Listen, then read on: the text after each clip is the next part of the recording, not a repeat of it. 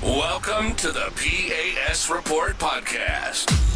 If you're tired of censorship, outraged by government abuses, and thirsty for real insights, then you're in the right place. Get ready, because here, the fight for freedom never ends. Here's your host, Professor Nick Giordano. What's up, everyone? I hope you had a good Thanksgiving. This is your host, Nick Giordano. I'm glad you've joined me today. Make sure to subscribe and follow the podcast so you don't miss an episode. Also, be sure to follow me on social media at P.A.S. Report. You can find me on X, Instagram. When you go to LinkedIn or Facebook, it's Nicholas Giordano. And share this episode with your family and friends. You know, people constantly ask me, what does P.A.S. actually stand for? Now, some assume it's political analysis, and that's part of it. You'd be right with the P and the A.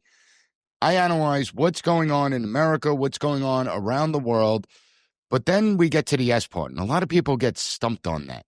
Well, the S stands for solutions, because if all we're doing is diagnosing the problems we face as a country without offering a clear, viable, easy-to-understand fix, then this just becomes any other political podcast where you get all riled up for an hour and nothing changes. What I try to do here is identify the problems, but I also offer solutions that will fix these problems. And when it comes to the America's Founding series, I tell the story of little-known patriots and why their story still matters today. There's always a lesson for us because we have to get back in touch with the founding of this country. Now, last week, I talked about socialism. I talked about how socialism is gaining support throughout our society, how this is a real threat. It would be detrimental to take this movement lightly. And the reason that support for socialism has grown is because so many Republicans and conservatives don't put forward a clear, viable alternative, or they say one thing as they're campaigning, and then once they get into office, they do the complete opposite. Now, in that episode, I also explained how I am going to lay out solutions to many of the problems we face. And as promised, that's exactly what I'm going to do today, because it's time for a new contract with America. This isn't a campaign gimmick. It's not just talking points. These are real workable ideas. They don't require a big government apparatus. They don't require trillions of wasted taxpayer dollars.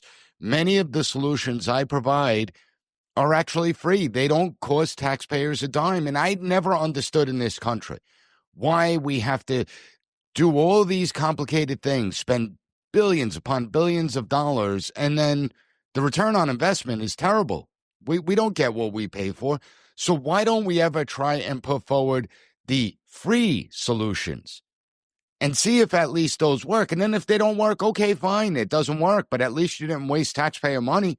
Now, I want you to listen to this episode, not just as a critique of government, but also as some type of mental exercise. What would this country look like if we actually did these things that I'm about to mention? I'm going to examine 6 issues that would dramatically reshape the entire dynamics here in the United States. And I'm talking about issues like curbing the abuses of power, restoring federalism, fixing the cost of healthcare, getting it under control, fixing our failed education system, where we are producing students that are incapable of reading or writing, doing mathematics. They know little of our country, our history. They are ignorant of our Constitution. I'm talking about real welfare reform, so much more. With each of these issues, I am going to explain the changes that need to happen, why these changes would work, and the best part is that these changes are rooted in the principles of limited government that the founders believe was so important. These proposals, they would ensure the survival of our society and our way of life. And more people have to pay attention to what's going on, because I want to start with an area that frankly sits at the heart of every other problem that we face. A government that has become political, unaccountable, and completely disconnected from the people it's supposed to serve. Bureaucrats that believe they exist to rule over us rather than be the public servants. They're there to serve the public. Now, in previous episodes, I have provided a litany of examples of government abuses over the past few decades. I'm not going to rehash them here. I don't have time to do that. But for you new listeners out there, I encourage you to check out previous episodes, because I lay out the abuses of power and how they're becoming more and more egregious as time goes on.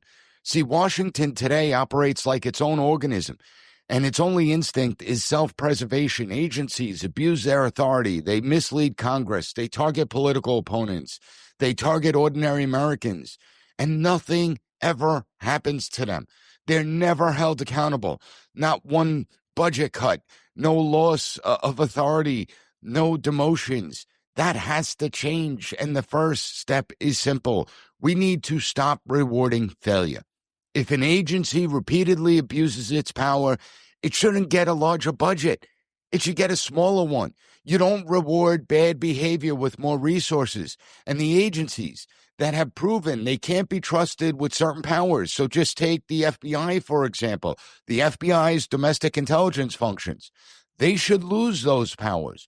When they have proven that they can't be trusted with these powers, why would you grant them more power? Why would you allow them to continue to operate? Why would you keep reauthorizing the same powers that they abused?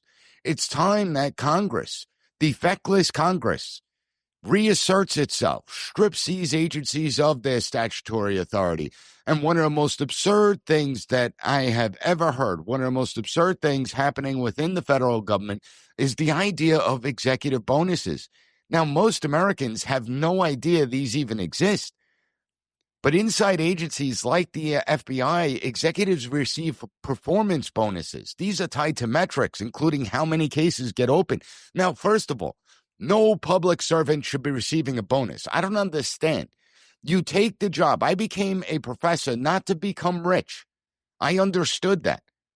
I took the job because I love teaching young adults. I love teaching them about politics and government and the way our system operates and how the world works and diplomacy and war and peace. I didn't take it to make millions of dollars. I understood that going in. Now, when you're giving bonuses based on performance metrics and how many cases they open, we actually have testimony from inside the Bureau itself showing that some officials were encouraged to inflate politically sensitive case numbers. You know, the idea of domestic extremism and domestic violent extremists opening cases like that because the higher numbers, they justified bigger budgets, but they also justified bigger bonuses. That is not oversight. What you're doing is you're incentivizing abuse. And under this new contract with America, that entire bonus system is banned. No public servant receives a bonus. The only time a public servant should ever receive a bonus is if they were able to figure out a way to cut 30% from its budget and save taxpayer dollars. I don't mind giving those people bonuses. Outside of that, no. And we also have to talk about agency rulemaking, because this is one of the least understood but most dangerous tools in Washington. You know, Congress passes vague laws. It is the bureaucracy that interprets and implements these laws. But over the years, those interpretations have become full-blown rewrites of the laws that Congress is passing. It expands agency power far beyond anything that Congress authorized. So here's the fix. No major agency rule goes into effect unless Congress votes for it. I mean, this is just common sense. This isn't rocket science here. If it has the force of law, then our elected lawmakers, not career bureaucrats, should be the ones approving it. And that restores the founder's intent. It dismantles the administrative state's ability to govern without the consent of the people. It reins in this deep state apparatus, because we have seen bureaucrats knowingly violate the laws that Congress passed. We've seen them stretch the laws that Congress passed. We've seen them violate constitutional rights, exceed their authority. So we have to put in real penalties, not early retirement and they're still going to be able to collect a pension. If an ordinary citizen broke the law the way some of these officials do, they'd be prosecuted. There's no doubt about it. You know, government employees should not be immune from the system that they took an oath to uphold, and yet they abuse it constantly. They look at the Constitution as an obstacle, not as the law of the land. And finally, this may be the most important piece. We need to bring in real whistleblower protections, not the fake protections that exist today, where whistleblowers are technically shielded. but they immediately get sidelined, smeared, retaliated against, stripped of their careers. I mean, what happened to whistleblowers like Garrett O'Boyle and Steve Friend should never happen again. And real protections mean anonymous reporting. It means automatic inspector general investigations. It means penalties to the agency that try and retaliate against any whistleblower. And it should mean criminal charges for the middle managers and the senior managers that look to target the whistleblowers.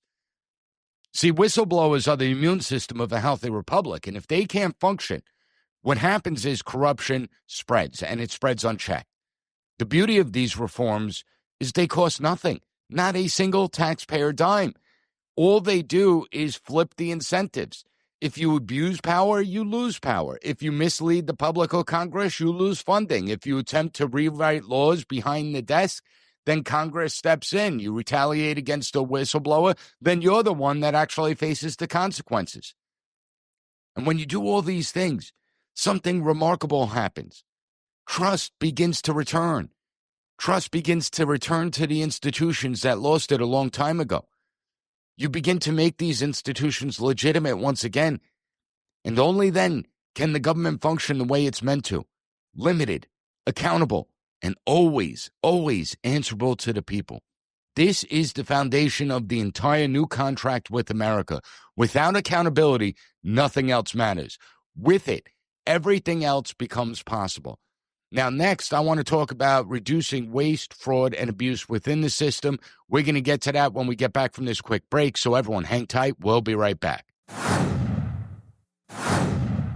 Welcome back to the P.A.S. report. So we covered government accountability. Now we need to tackle waste, fraud, and abuse within the system because we have a federal government that has grown so enormous, and yet somehow, the more it grows, the more incompetent it becomes, the less it can do. It really is a fascinating thing to watch. Everyone knows Washington wastes money. It's not a secret. But most people don't realize how much or how easily it could be stopped. You know, I always throw out to my classes the question when it comes to the bureaucracy, is it beyond redemption? You know, can we cut this waste, fraud, and abuse out? Is it too far gone? Is it too difficult? And many of them think it is. But it's actually not. See, the federal government treats taxpayer dollars like monopoly money. They rush to burn through billions before the fiscal year ends, and it's so frustrating to watch. It really gets aggravating because this is our money. We work hard for it, and we send it to Washington. We understand that we need government. We understand that government has a role to play within our society and our lives. But when we see our hard-earned money wasted, it's truly aggravating. And how do we fix it? That becomes the question.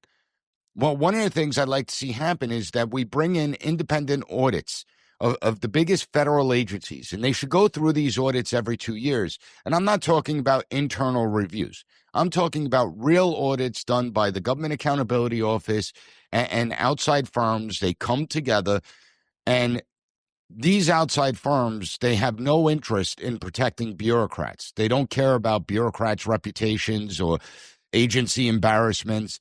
And when agencies know their books are going to be scrutinized regularly, when they know that if there's waste and that's going to get exposed, they start to become a little bit more responsible. But you could also put in penalties, right? If these abuses continue to happen, if the waste continues to happen and you start cutting the funding, it's only a matter of time before these agencies start changing their behaviors, because once it's exposed, we automatically are able to claw back some of the unused funds, the improper payments that go on.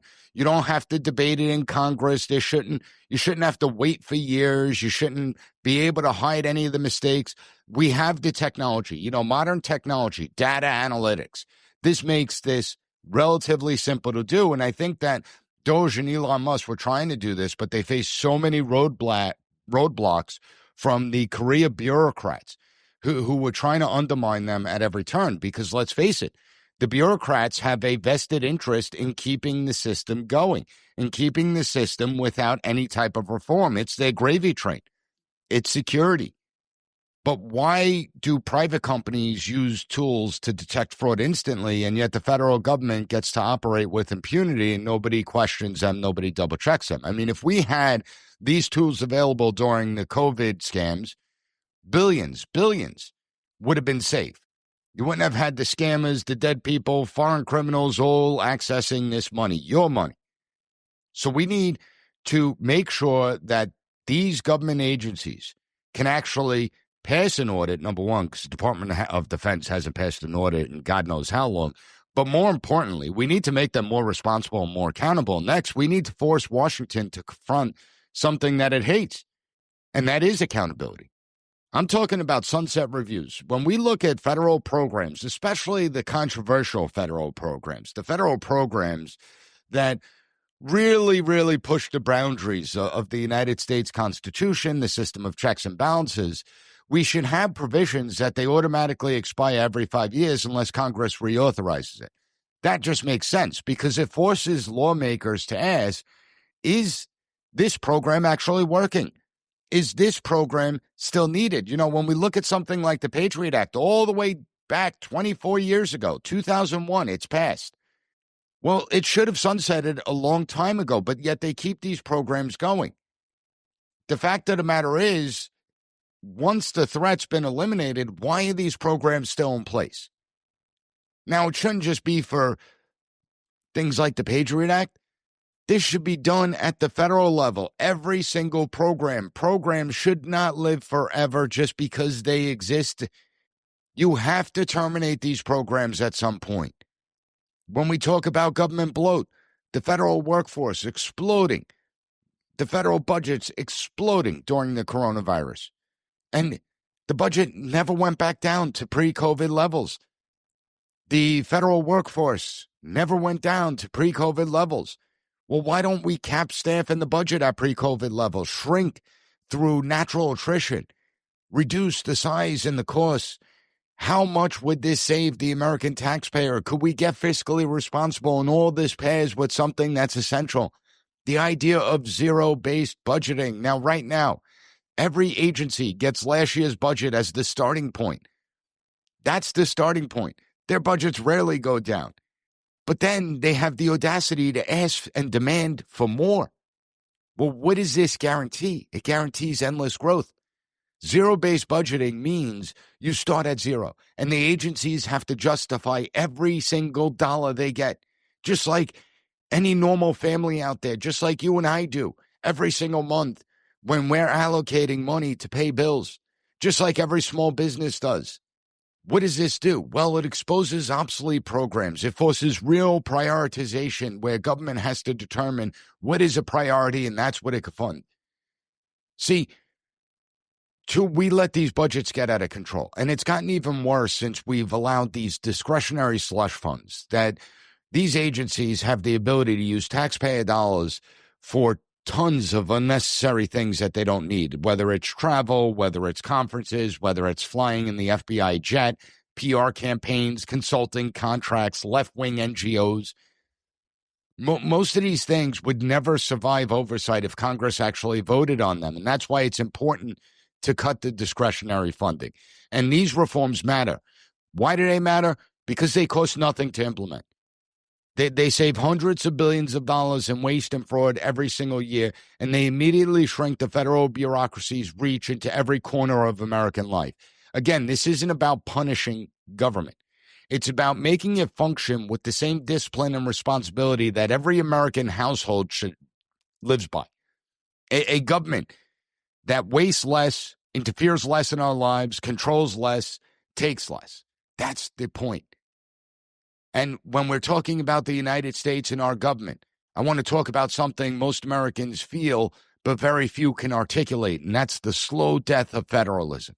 The Founding Fathers designed a system where states were supposed to be independent laboratories of experiments. They could experiment, they could innovate, they compete with each other, and they govern according to the needs of their own people. But today, that system barely exists. It's a shell of itself. When I say federalism, it's two levels of government, neither of which is created by the other, both operating independently of each other. Today, we have two levels of government, neither created by the other, but one is dependent on the other. And the reason is simple: money. State dependency on federal money has made a mockery of our republic, a mockery of the system of federalism. Today, Washington sends more than $1 trillion a year to state and local governments. When we look at the average, okay, take all the 50 states, on average, the median, 25% of their entire budget is funded by the feds. That's the revenue they receive. It's from the federal government. And every single dollar the federal government gives to state government, it comes with strings attached. Mandates, regulations, rules written by federal bureaucrats who know nothing about your state, who know nothing about the needs of your community. But not only that, it's allowed states to spend their taxpayers' money irresponsibly as well. The founders never intended for this to happen. States were supposed to be independent, not branch offices of the federal government. And this dependency has erased state sovereignty. Governors and legislatures spend half their time chasing federal grants instead of actually listening to the voters within their states. Because the money keeps flowing in, there's no incentive to fix local waste. There's no incentive for states to prioritize spending. So here's how we restore federalism without blowing up state budgets overnight, because you can't cut 25% overnight. These states would collapse. So instead of hundreds of federal grants loaded with mandates, states receive one single block grant of funding, no federal strings attached. They could spend that money as they see fit. And that funding gets reduced by 3% per year for 8 years. It can't do it all at once. You can't do it abruptly. It has to be slowly and predictably done. Now, why does this matter? Because a gradual reduction for the states, it makes states take responsibility for their own budgets. It forces the local lawmakers to answer to their own taxpayers, not bureaucrats in Washington, D.C. And over time, it weans states off this dependency, the federal allowance. It makes them accountable for the decisions they make. See, Washington has come to micromanage all aspects of life. Whether it's road design and transit priorities, whether it's, any type of infrastructure, whether it's education, Washington controls the purse. So under this reform, we phase out the current federal structure that exists. When it comes to the federal highways, return most gas tax authority to states over a 10-year period. Washington keeps responsibility over the interstate highway system. That's fine. Washington could still control the national security routes. Okay. But everything goes back to the people who actually drive on the roads. We also have to shut down Washington's favorite coercion tactic. Washington, D.C. operates like the mob. It's extortion. And they don't call it extortion. This is like crossover sanctions they use. Well, we got to stop with the do what we want in education or we'll cut your funding. That practice needs to become illegal. We need to get rid of earmarks. They need to disappear permanently. No more federal slush funds that are used to buy political loyalty back home. No more pet projects that breed corruption amongst members of Congress. And again, this will work. Because when states pay for their own priorities, states become accountable again. They have to cut their own waste. They have to reform their own programs. They have to explain to their own voters why they want higher taxes. It restores competition between the states, allows for real experimentation that the Founding Fathers intended. And to be clear, none of this would affect federal emergency aid. I understand hurricanes, wildfires, terrorist attacks, national crises, economic downturns. I understand that sometimes the states have to look to the federal government, and we have to have Washington involved when it comes to national crises, when states truly need help. But we have to get back and restore the constitutional balance of powers, return states to true self-governance, and make the government, whether it's at the federal level, state level, or local level, more accountable to the people. So the first three reforms I talked about, accountability, waste reduction, and restoring federalism, it reestablishes our control over an out-of-control government. In the next segment, I want to turn to issues that impact everyday people, because none of this matters if the American people are being set up to fail. So hang tight, and we'll be right back. Welcome back to the P.A.S. Report podcast. Make sure that you share this episode with your family and friends. Make sure you post it on social media. We are talking about a new contract with America. We are talking about reforming the system, concrete steps we could take to make the United States prosperous once again, to make the United States the envy of the world once again. Now, in the last segment, I focused on fixing the system. Now, I want to talk about two issues that go to the core of self-reliance and individual empowerment, because a few weeks ago, I outlined America's dependency crisis, how dependency on government turns citizens into wards of the state. If you didn't listen to that episode, I suggest you do. This segment focuses on how to break that dependency cycle. One of the biggest shifts in American life over the last 60 years, it actually isn't really political. It's actually been cultural. We went from a country built on the idea of self-reliance, family, work, faith, community, to a country where over 100 million people, 1/3 of America, rely on some form of means-tested government welfare. These programs were intended to be temporary. We're talking food stamps, housing assistance, cash aid. Yet they become generational. They become a permanent fixture, and the structure of many programs is so backwards that people actually lose money by getting a job, by accepting a raise. We have welfare cliffs that punish ambition. And when the government becomes the provider, something deeper is lost. You are nothing more than a slave to the state. Let's be honest here. Real freedom, true freedom, is that you rely on yourself, is that you take responsibility. It's that you work, right? Because work provides purpose. It gives us dignity, structure. We are independent. But what destroys those things? Dependency on government.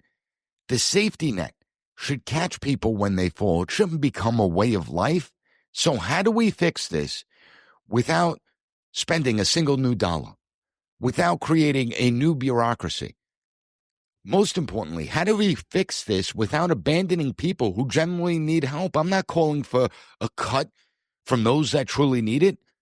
I'm talking about every able-bodied adult that doesn't have young children. They don't have medical exemptions. They're not disabled. They need to participate in work. Whether it's work, job training, GED programs, apprenticeships, volunteer services, not as a punishment, but as empowerment. We have to start giving these people structure. We have to teach them maybe skills and a pathway out of this dependency, because if you give them the pathway out of this dependency, it's a pathway out of poverty. And past attempts have failed because, one, they were inconsistent. 2, they were buried in red tape. And 3, they weren't actually enforced. So the solutions I'm going to be providing, they're simple and they're uniform. They're actually enforced. No more carve-outs, no more exemptions. One of the ways to do this is that we eliminate the welfare cliffs by phasing out benefits gradually as income rises. Today, we just put a dollar amount. If you make over X amount of dollars, you get your benefits cut. Well, instead of losing thousands of dollars overnight, we need the benefits to taper off slowly. But we need to make sure that if you are working, that work always pays more than dependency. Work always pays more than living off the system. And think back to the coronavirus. You have people that were working and they were making $600, $700, $800 a week. Yet during the coronavirus, they were able to get unemployment benefits making $1,000 to $1,500 a week, depending on what state you were in. That doesn't make any sense. What incentive do they have to get back out there? So now when I say benefits should gradually be phased out, we're talking about 10 to 20 cents for every dollar earned. See, in the current system, the second someone crosses a certain income threshold, benefits end. It's why people choose to work less. It's why people choose to not work at all. But if work always pays more than dependency, we remove one of the biggest traps that keeps families in poverty. We also need to restore time limits. I'm sorry, but if you're an able-bodied individual, 2 years of benefits within a 5-year period is more than fair. Now, we have exceptions for senior citizens, disabled individuals, domestic violence victims, those that are actively in some type of training program or education program. There has to be an end time to that. But we have to stop with the permanent dependency and at the same time protect those that truly need the help. So I think it is extremely reasonable that if you are only, as an American citizen, as a foreign national, you don't have access to any of these programs. But as an American citizen, you could only receive 2 years of benefit within a 5-year period. This is a reasonable limit, and it encourages people to re-enter the workforce. Social safety nets should exist to catch people that are struggling, not the other way around. We also need to shift funds away from permanent welfare programs. We need to create bridge programs, right? Temporary wage supplements, maybe transportation assistance for the first 90 days of a job, putting people in apprenticeships, job matching. These aren't new programs. This isn't something that I've created. These already exist, but they need to repurpose existing dollars to actually promote independence, to actually enforce and make sure that if someone's part of an apprentice program, that they're showing up to that program. If someone does get a job, that they have transportation to get to and from that job. It makes more sense. When we look at housing programs, they should follow the same principle. Instead of trapping people in subsidized units, we should be able to phase out rent contributions, create work-to-rent or work-to-own partnerships, link assistance to employment. You want the benefit? Fine. You got to go out there and work. I think this is really important. And we also have to strengthen community support networks. And I'm talking about churches, faith-based groups, charities, civic organizations. Understand, prior to LBJ's Great Society program, before that, the New Deal by FDR, prior to that, churches, faith-based groups, charities, they were the frontline organizations. Civic organizations like the Knights of Columbus, they were the frontline organization. Someone down on their luck loses their job. The membership bands together to help that person, that family. These groups, they certainly provide compassion more effectively than the federal bureaucracy does, but they have to be vetted carefully. You have many far-left activist groups that masquerade as charities, but they push a far-left agenda. Now, these reforms restore purpose. They reduce the long-term dependency. They free up resources for the vulnerable. They cost nothing. Why not try them? And it also aligns with human nature, right? When expectations are low, outcomes are low. People rise to meet the expectations. So if you raise it, the Pygmalion effect, if you have high expectations, guess what happens? People will rise with them. And it brings us back to an America where freedom and responsibility go hand in hand. Now let's look at healthcare. A lot of talk about healthcare. The cost of healthcare is absolutely outrageous. It's an issue that affects all Americans. It doesn't matter what your income is. Now, we have to get healthcare costs under control, and Republicans would be foolish to ignore this. Healthcare is one of the biggest issues out there. It's also the one system that every single person has to deal with, yet almost all of us don't understand it. This is by design. It's a disease system that's designed to maintain rather than cure. I mean, think about this logically. You go to a provider. Months later, you get an explanation of benefits, and the explanation of benefits might as well be written in a foreign language. There are all these codes and charges. None of it makes sense to a normal human being. That's not a bug of a system. That's a business model. And we've built a system where the person receiving the service, you have no idea what the price is ahead of time. I want you to think. I want you to think if you went to a mechanic, right? Something's wrong with your car. You go to a mechanic. You leave your car with them. And they said to you, we'll fix your car. And then in 60 days, we're going to let you know what we fix and how much you owe. Would you really do that? Or would you walk out? Never go back to that mechanic again. Leave some terrible reviews for them. So when we're talking about healthcare, why is it that we allow this to take place? And we have to have real price transparency, radical price transparency. I'm not just throwing out a buzzword here. I mean, forcing hospitals, insurance companies, doctors' offices, they got to post their real prices up front where you could actually see what they are charging you or your insurance provider.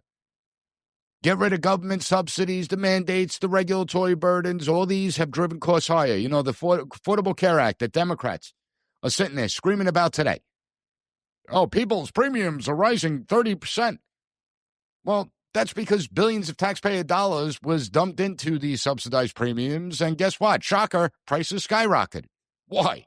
Because when the government subsidizes anything, those selling the services jack up the prices. Just look at college tuition. Look at the slow increase in tuition, and then government takes over the student loan program. And what happens? Tuition skyrockets. The goal here is not to reinvent the wheel. It's to do something simple. It's to introduce real market forces into a system that doesn't have any right now. Free market forces. And again, these reforms, they don't cost taxpayers a dime. They don't require new agencies. And if they work, great. If they don't, well, we haven't wasted billions of dollars. So you have price transparency, which is essential. And under this reform, hospitals, clinics, insurance, they post the cash price, the insurance price, the negotiated rates before you actually get the service. You have standardized formats. And what does it do? Well, if I could go online and I could go to Orbitz or Expedia and I could get the price of airline tickets from every single airline that exists, why can't I do that with healthcare? Why can't there be third-party websites that let patients shop around like they're comparing hotel rooms or airfare? And once patients can compare prices, providers are going to be forced to compete. Many of them are also going to be too embarrassed to charge what they're currently charging. Now, if you combine transparency with expanding health savings account, you could use pre-tax dollars to pay directly. Suddenly, you have a system where more decisions are made between you and your doctor, not between your doctor and some insurance bureaucrat or some government bureaucrat when we do ultimately go to a single-payer system because we don't get costs under control. Okay, the more you ignore this problem, if you're a Republican out there, the more likely we're going to have a single-payer system. The more people will support a single-payer system. I want to take power and information away from the bureaucracies. I want to put the power back in your hands. And we have to hit the insurance market. Insurance is expensive. Insurance is expensive in a big part because states block competition. You have an insurer approved in one state. Why can't they offer plans in another state? Let people buy coverage across state lines. Flood the market with options. Let companies innovate. Catastrophic plans. If I'm a young individual, if you're someone that's between the ages of 16 to 30, why do you need all the bells and whistles? Why not just get catastrophic coverage where if something happens to you, you have coverage. You're not going to go broke. But if you need to visit a doctor in the meantime, pay out of pocket. Again, this costs taxpayers nothing. It just introduces competitions. And when insurance companies compete, they have to lower prices or they're going to lose customers. Pretty common sense. We should expand direct primary care where patients have the ability simply to pay a flat monthly fee directly to their doctor for unlimited visits. No insurance companies, no insurance bureaucracy, no government bureaucracy, no billing games. Doctors can spend more time with patients. It's not just, all right, number 32, number 33, next. You have these provider groups that form. You pay a monthly bill and you go see any doctor within there. All the different specialties exist. What does this do? Well, lowers overall healthcare costs. They drop because conditions are managed early instead of escalating into expensive emergencies. Another big cost driver is facility fees. Hospitals charging much more for identical services simply because the service was done inside a hospital-owned building. Why do we allow that to happen? Why don't we have site-neutral payments? Paying the same rate for the same procedure regardless of location. And that's why we need these price transparency controls. Because if I could select getting blood work done at a hospital versus getting it done at a Quest Diagnostics or LabCorp, well, it's going to be much cheaper. It removes the incentives for these hospital consolidation firms, saves billions of dollars. When it comes to prescription drugs, a big reason prices stay high is because of patent abuse. Companies, they'll make tiny tweaks to old drugs to block generics from entering the market. It extends their exclusivity for years. Why not put an end to that practice? And why not require the FDA to fast-track medications, especially generic approvals? The goal is competition, not price controls. This is what brings costs down. The FDA needs to work faster to bring new drugs to market. Finally, we reduce the administrative bloat, strangling doctors, millions of hours being spent on federal paperwork instead of patient care. Let's review the regulations. Let's review and eliminate outdated documentation and reporting rules. Free the doctors from the bureaucracy's grip. And why does it all work? Because it empowers the patient. Because it forces competition. Because it removes government. And because it doesn't require new spending. Healthcare actually becomes affordable when the consumer has power, not lobbyists, not bureaucrats, not insurance companies. I know. It really shouldn't be this complicated. This is common sense. Now, we need to take a quick break, but when we get back, I'm going to talk about one more issue today, an issue that has been a major driver behind everything we are witnessing, and that's our failed education system. So hang tight. We'll be right back. Welcome back to the P.A.S. Report podcast. Now, be sure to click that follow button so you never miss an episode. Share this episode with others. We're talking about a new contract with America. We're talking about real solutions to many of the pressing issues that we face. And that's why it's so important people start paying attention, because there are real solutions out there. And it's not a matter of whether or not they can be done. It's whether or not our elected officials have the will to make it happen, whether or not the American people have the will to make it happen. Let's talk about education, the biggest failure of any government program that exists. And it's funny because when we look at this move towards socialism, you would think it's so obvious. Point to the public education system. What are the return on investments? We spend over $1 trillion a year in education, and it's an abysmal failure. Do we want the government involved in every aspect to create more failures, catastrophic failures like that? Education is a topic I cover often because it is so important. America's education system has collapsed, and it didn't happen by accident. For decades, we replaced knowledge with ideology, standards with making excuses for people, academic rigor with social activism. Kids are pushed through a system where many can't read, they can't do math, they can't write, they have no understanding of our country whatsoever. And what have schools really become? Well, they become daycare centers and political training grounds. Instead of institutions producing capable, competent young adults, the federal government, state governments made it worse by shifting its focus from education to activism. So what should the government be doing? And the role is actually simple. First of all, there's one goal in education: ensure every school produces literate, competent, informed students who understand their country and can contribute to the 21st century economy. Nothing more, nothing less. Not hard to understand, right? How do we do this? Well, first of all, we do this by restoring real civics education. That's the first thing we got to do.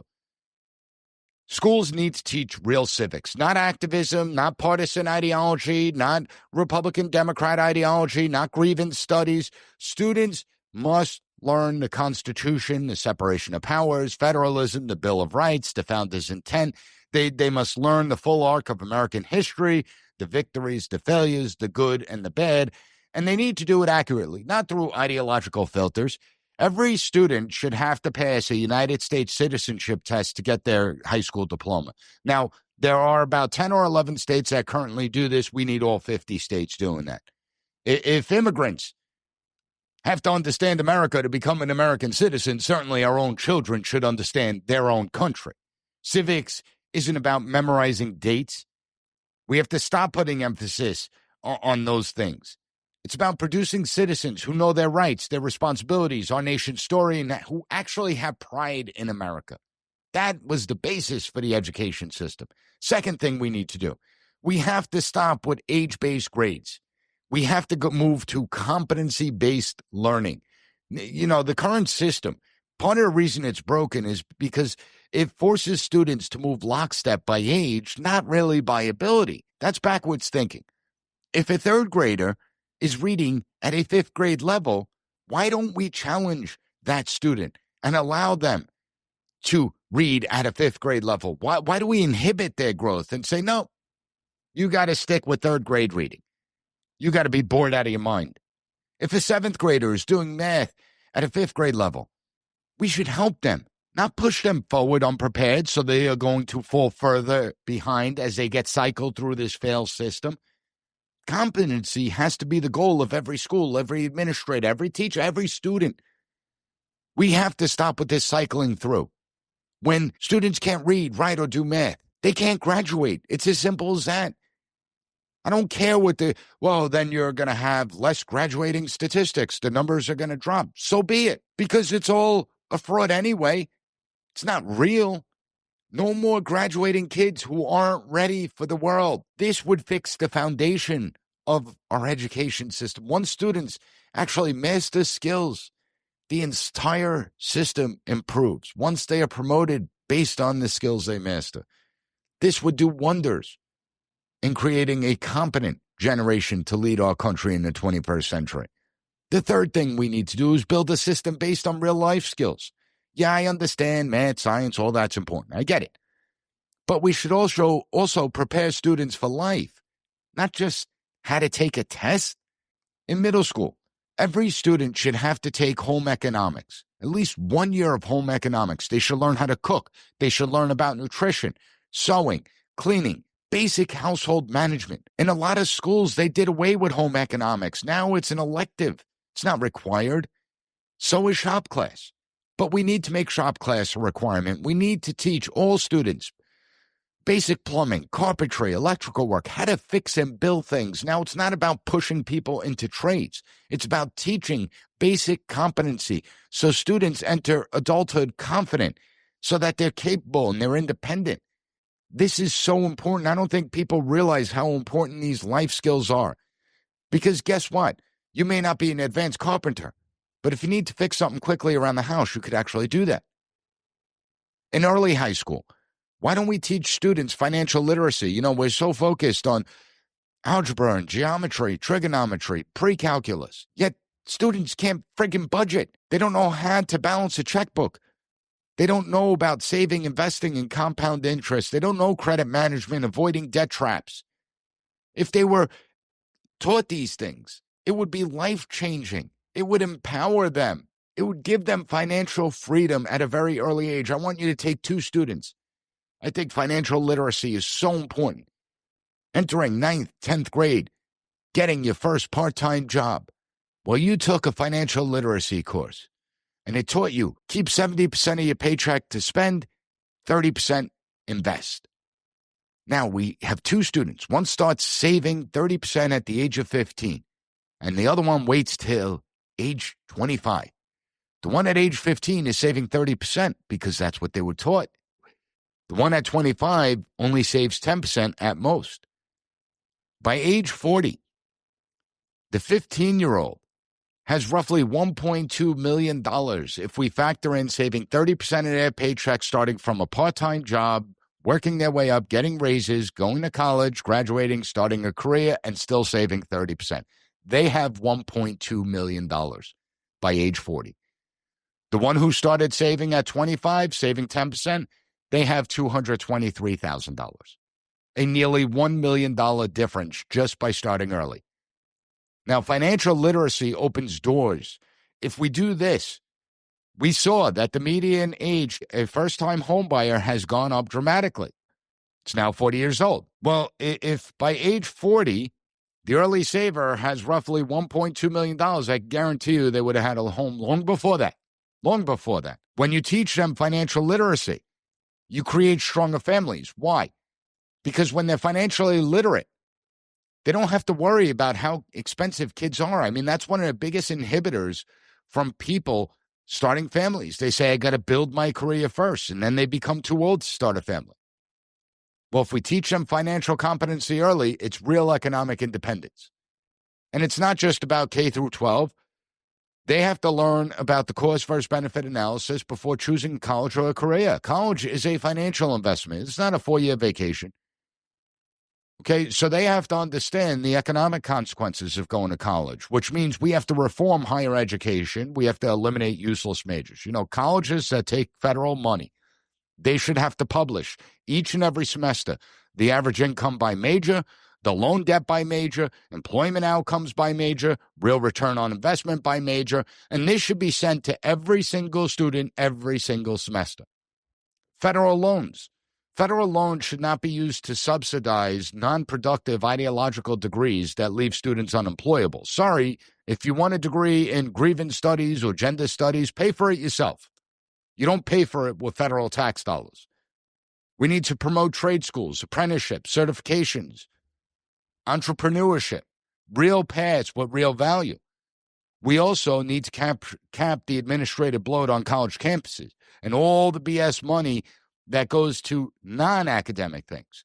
I mean, the majority of tuition for most colleges and universities, and I'm talking about many of the private institutions in particular, most of the tuition dollars, they don't go to your actual education. They go to campus amenities. They go to the bureaucrats. It doesn't go to education. We need to change that. And we have to expand school choice. This isn't about hurting public schools. Listen, public schools are here. They're not going anywhere. But we have to force public schools to compete. So tax dollars should always follow the student. And if your public school is failing, well, the public school in the neighboring district is doing well, you should be able to send your child to the neighboring public school. If you want to send them to a charter school, a private school, homeschool them, that's fine. But no school should have a monopoly on a child's future.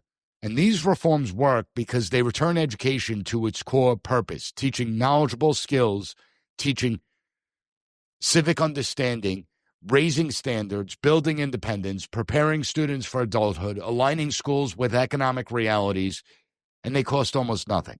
This is how we rebuild an education system worthy of America and an America worthy of our children. Now, this is just part one. Next week, I may do part two, tackle things like energy, immigration, Social Security, a few other issues. But imagine if we just did the 6 reforms that I discussed today. A federal bureaucracy that's accountable. A government that must justify every dollar it spends. A return to federalism. Less dependency on government through major welfare reform. A healthcare system that's transparent, affordable.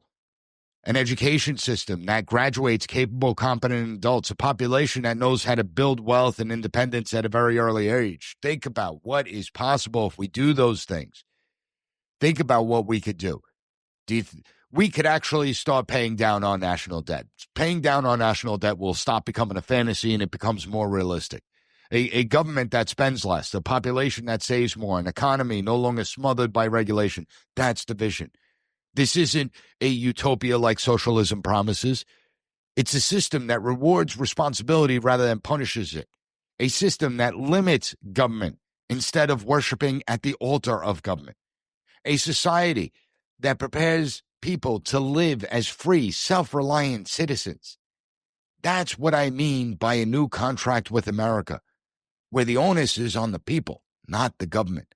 Not a contract where government promises to take care of anything and everything, but one where the government does its limited job well and the people do the rest. If you want that vision to happen, share this episode. Talk about these ideas.